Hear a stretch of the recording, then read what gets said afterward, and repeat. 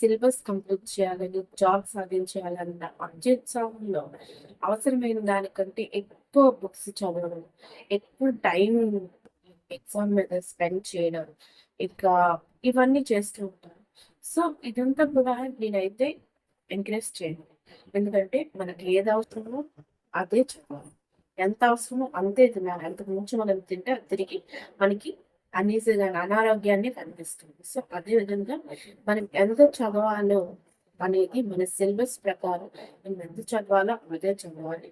And చదివిన దాన్ని revise చేస్తూ ఉండాలి. రివిజన్ చేస్తూ ఉండాలి.